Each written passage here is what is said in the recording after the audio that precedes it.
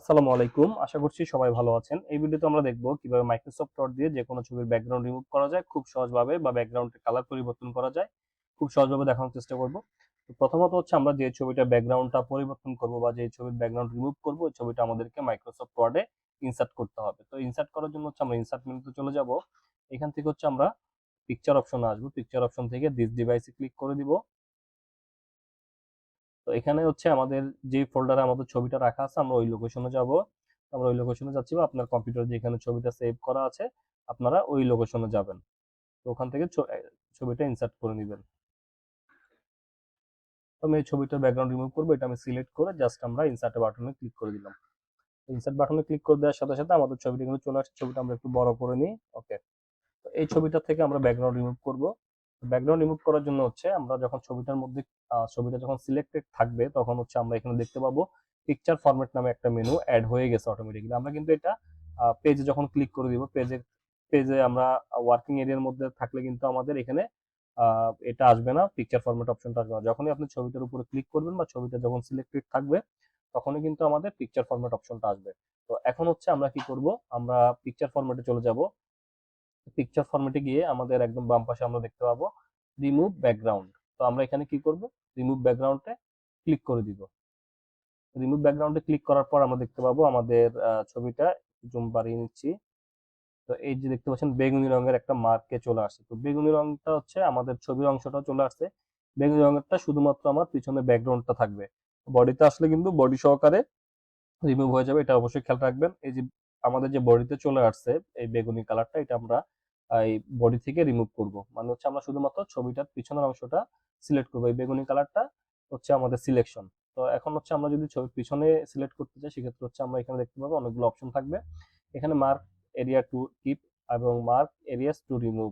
তো আমরা এখানে কি করব, মার্ক এরিয়া টু কিপ এটা সিলেক্ট করে আমাদের যে যে অংশের মধ্যে আমাদের বেগুনি রঙের কালারটা আসবে এখানে আমরা ক্লিক করবো। যেমন এখানে আসছে, আমরা এখানে একটা ক্লিক করে দিব। তো দেখতে পাচ্ছেন এটা চলে যাবে। ওকে, এখন হচ্ছে আমরা এই যে দেখতে পাচ্ছেন আমাদের বডিতে আছে, বডি থেকে আমরা রিমুভ করব।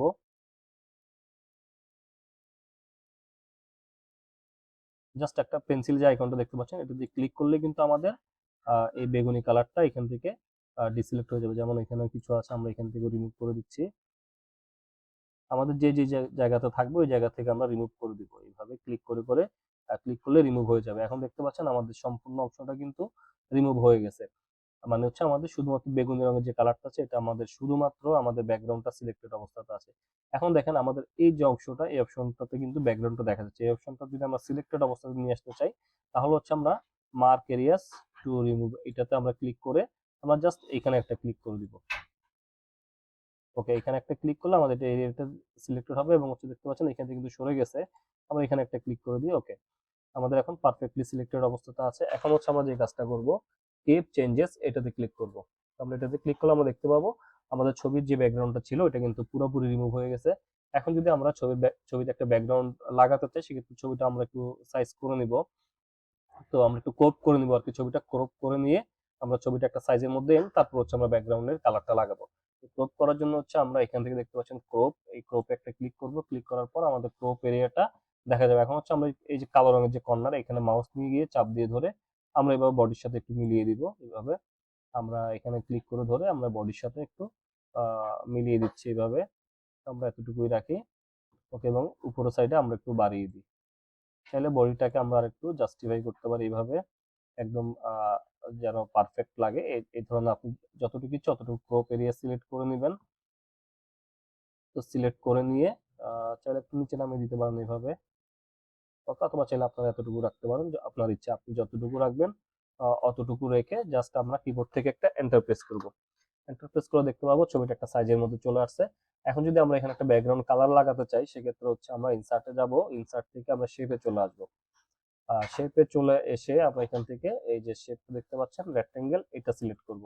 এটা সিলেক্ট করে আমরা এইটার মতো করে একটা শেপ ক্রিয়েট করে নিব এইভাবে। ওকে, ছবিটার মতো একটা শেপ নিয়ে নিলাম, এবং শেপটা আমরা একটু এদিকে সরিয়ে নিয়ে আসবো।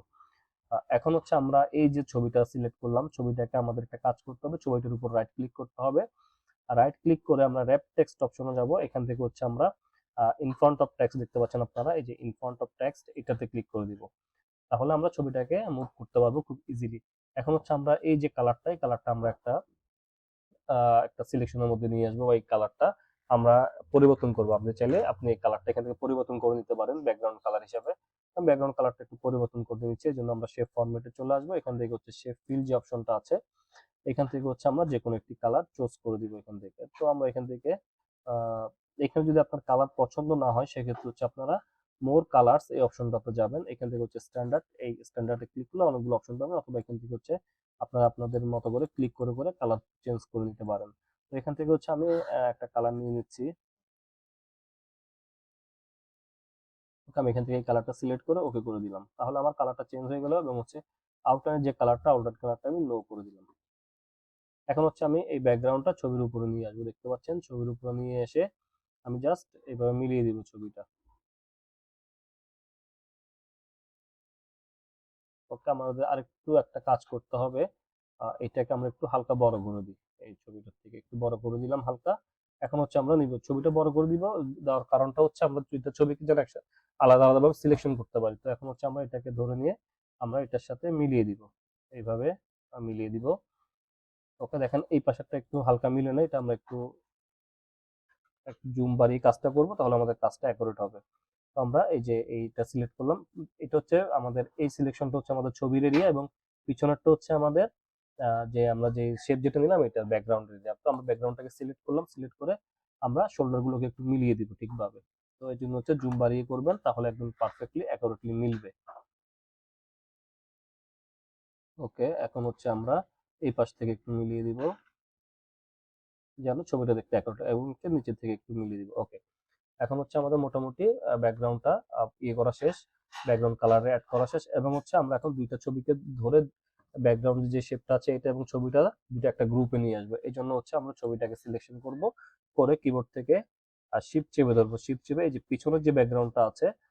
আর একটা বিষয় খেয়াল রাখবেন, ছবিটা একটু ছোট, অথবা আপনি এই যে পিছনে যে ইয়েটা নিলেন এটা একটু বড় রাখবেন, যেন আমাদের ছবি এবং শেপ দুইটা আমরা এট এ টাইম সিলেক্ট করতে পারি। তো আমরা ছবিটা সিলেক্ট করলাম এবং শেপটাকে শিফট চেপে ধরে সিলেক্ট করে নিলাম। এখন হচ্ছে দুইটাকে আমরা গ্রুপ করবো, এই ছবিটার উপর রাইট ক্লিক করে গ্রুপ অপশন থেকে গ্রুপ করে দিলাম। তাহলে হচ্ছে আমরা দুইটা ছবি দেখেন, এখন লাড়াচাড়া করলে কিন্তু একভাবেই লাড়াচাড়া হচ্ছে, দুইটা একসাথে লাড়াচাড়া হচ্ছে। এখন যদি আপনি এটাকে পাসপোর্ট বা স্ট্যাম্প সাইজে করতে চান, সেক্ষেত্রে হচ্ছে আমরা পিকচার ফরম্যাটে চলে আসবো। এটা অবশ্যই এটা সিলেক্ট থাকতে হবে। আর এটা সিলেক্ট রেখে আমরা দুইটাকে অথবা যে কোনো একটাতে ক্লিক করে পিকচার ফরম্যাটে আসবো। এখান থেকে হচ্ছে আমরা সাইজ দিয়ে দিব। সাইজ হচ্ছে আমাদের হাইট দিয়ে দিব 2, এবং সরি, আমাদের শেপ দুটোটাই সিলেক্ট থাকতে হবে। এই যে আমাদের দুইটা কিন্তু সিলেক্টেড আছে, এটা এবং এটা দুটোটাই সিলেক্টেড থাকা অবস্থাতে একটা শুধুমাত্র ছবিতে ক্লিক করলে কিন্তু হবে না, ছবি এবং শেপ দুইটাই সিলেক্টেড থাকতে হবে। ছবি এবং শেপ দুইটাই সিলেক্টেড থাকা অবস্থাতে আমরা কি করব, পিকচার ফরম্যাট থেকে আমরা এখান থেকে হাইট দিয়ে দিব হচ্ছে 2, এবং ওয়াইড দিয়ে দিব হচ্ছে 1.5 দিয়ে জাস্ট আমরা কিবোর্ড থেকে এন্টার প্রেস করব। তাহলে আমরা দেখতে পারবো আমরা যে সাইজে আমরা পিকচারটাকে আনতে চাচ্ছিলাম ওই সাইজে কিন্তু পিকচারটা হয়ে গেছে। তো এভাবে হচ্ছে আমরা এমএস ওয়ার্ডে খুব সহজভাবে আমরা যে কোনো ছবির পিকচার, যে কোনো ছবির ব্যাকগ্রাউন্ড রিমুভ করতে পারবো ছবি থেকে। তো আশা করছি ভিডিওটা আপনাদের ভালো লেগেছে। যদি ভিডিওটা আপনাদের ভালো লাগে তাহলে লাইক, কমেন্ট, শেয়ার এবং সাবস্ক্রাইব করবেন। প্রতিনিয়ত এই ধরনের আরো ইম্পর্টেন্ট ভিডিও পাওয়ার জন্য আমাদের চ্যানেলের নোটিফিকেশন বেল আইকনটা অন করে রাখবেন। তো ধন্যবাদ সবাইকে, ভালো থাকবেন সবাই। আসসালামু আলাইকুম।